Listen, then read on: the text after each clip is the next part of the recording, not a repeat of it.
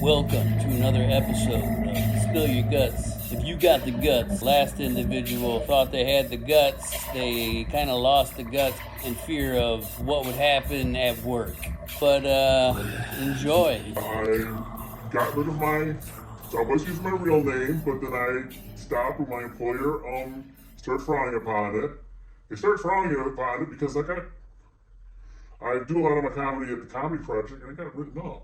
Oh. And they caught wind of that, and one just kind of just. Look, I'm not going to ask what the joke was all about and such, but you know, so I can pause with liability. But keep in mind, you know, your name attached to it. So I've unattached my name. I guess we can tell people here what it was, right? If you Okay. I mean, okay. So I actually did get this person in the audience permission ahead of time, but I was doing some, you know, kind of crowd work, as they call it, like kind of Matt Rife, and talking about dating and how you can't be desperate when you're dating, you can't text back right away. And I said, well, hell, I have not been late since the pandemic. You're goddamn well believe I'm desperate. And then I looked at this lady right in the eyes and said, if mom does not blow me in the green room after the show, I'm going to explode. And the place went crazy. A couple days later, I get a Facebook message, not terrible, just sort of Look, that joke kind of has a little concern. You did get her permission ahead of time. We didn't know that, so that at least was a good thing. But it has a little concern. It's always a little risky. And talked about it personally as well a couple days later. He's like, look, dude, no big deal. It's a learning thing and all that. Yeah, you did have her permission. We don't know though if she felt obligated to say yes to doing the joke or whatever. But we talked to her about it afterwards. She seemed actually surprised we were asking her about it. But just kind of stay away from that. also, this is, he's probably 12, 13. Okay. He's this wannabe comic. And his mom has even said to others, I know she said to me, she said, look, he's a wannabe comic. I guess he went to some sort of comic camp or stand-up comic camp or something like that, kind of like band camp, but for young stand-up comedians. So I mean, he's really into this. So his mom has said, look, he's into this. This is gonna be his life. He's gonna be hearing all of this stuff. He's gonna have to make decisions himself as to how raw or not raw he's gonna be. So she has no problem whatsoever with any of the jokes or whatever.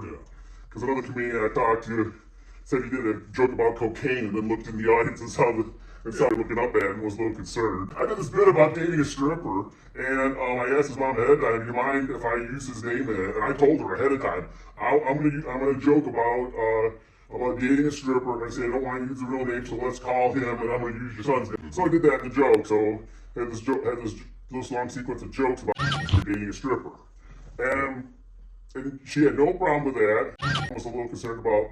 Not so much that, he's just a little concerned about people bringing into the jokes, I guess. Okay. I kind of took a little break from comedy myself after a lot of this, and I'll get into more why. Yeah. But, so I was good with it, and okay, you know, club policies are club policies, and I was ready to go right back into this and enjoy this.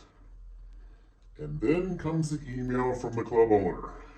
Uh-oh. Yeah. Email from the club owner. Warning 1 of 1.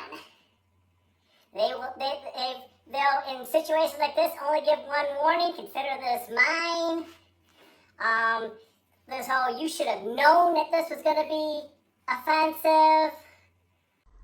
Frankly, no. I didn't know. As we've talked just a minute ago, I've heard people talk about cocaine. I've heard people talk race. I've heard quite a few other jokes come from the front. I've heard somebody last Monday that was invited back that I was so surprised because he does this whole thing about I saw you across the room and you looked so pretty and all that. One time he did it, the person who was doing the crowd work was yelling back, I'm a minor. Mm-hmm. And it didn't stop him. You want to talk about uncomfortable, that would make me uncomfortable. I think as soon as it was I'm a minor, I realized that was his shtick, but as soon as she hollered, I'm a minor, I think he should have somehow had oh wait, it wasn't you, it was, and then found an adult in the crowd. I mean, his shtick is for the most part not a problem, but I think the time he did it and she yelled out, "I'm a minor." Yeah. My belief system is that should have at least stopped it and regrouped, and then maybe, oh, I'm sorry, I meant you, and then. But yeah, so I get this email saying I should have known better, how out of line this was. Of course, keep in mind, he also said, I personally did not hear the act, but was informed about it. so I don't know, I was always gonna talk to him about it, but I never did. That sent me back a little bit. And then I mentioned to my boss's boss, well, I can't believe I got in trouble at the comedy project for a joke I told. And then she's like, okay, I want to be nice about it. You're a great guy. She's like, but you do know that if your name attached, that could get you in trouble here, right? Because just reputation stuff. So I don't want to know the joke because then I got clause of deniability. But I just wanted you to keep that in mind. So that I kind of took some time off to refigure it out. That's also where I came up with needing a stage name. Because, I mean, I do like my job. I'm not going to say what my job is. Yeah. But I do like my job, and then I'm fairly new, so I don't want to mess things up. And So, but a couple weeks ago, I talked to another comic that goes to the same hangout as I go to. Because I'm telling more stories about that. I won't get the name of it. But he was like, "You got in trouble for that?" And he's what I said. You know, I looked at that same kid and said and talked about cocaine and doing it or not doing it, and no one said anything to me.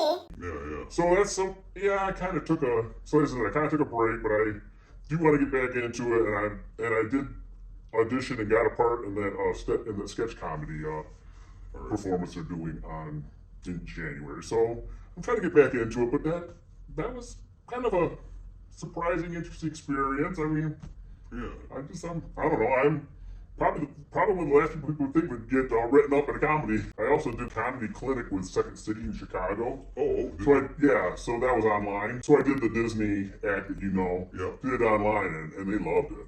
Good. Gave me some pointers as to how to improve and such. That was pretty cool. So yeah. How would you say that was compared to being in person? Well, it's different, but they do it well. They do it well. It's a online room full of comics, and they tell everybody have your cameras on and have your microphones on because they want the comedian to get the reaction kind of similar to if he was in a live audience. So it's strange when you first start, but then with the feedback and with the laughter and the feedback and such, it starts feeling kind of like on stage. Not quite, but kind of. Just one day, was it? Yeah, just one evening. Well, that's cool. That was cool, yeah. It was kind of fun. I was going to try in Detroit. I got a friend in LA that was going to get me to a comedy club there. So it'd be cool to do a club in LA. Yeah. It's something I want to get back into. It's something I definitely have realized I've missed, taking the time away from it. I mean, it probably was a much needed break just because I was feeling a little bit discouraged, but it's something I definitely want to get back into. Yeah, I mean, I can totally understand where you're like, oh. So I guess we'll be avoiding that joke at least at that particular place. There's another comedian that I know on Instagram, kind of a nationwide one, not a real popular one, but he has done some stuff. And he was saying, maybe just try that at a different club. Yeah. So that's my thoughts with comedy, anyways, and hopefully get back into that. I mean, that's basically it. Outside of that, there's not all these rules that people think there are. And I grew up thinking there was a million different rules to what you were supposed to and not supposed to do and such, and that there's, if I can just get a little religious, that God's going to punish you for doing this or doing this. I just don't buy that anymore. I just don't buy that. The thing, the being, or whatever that set this all in motion or created or however this earth got going, that being of that high a level, here's what happens. No, I don't think so. Where did it come from?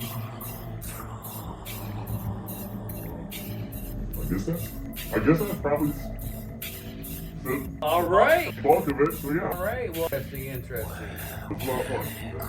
Glad you had fun. I did. I had a lot of fun. Cool. Thank you very much. Yo, now shut all this off. Okay. Will it ever even, well, even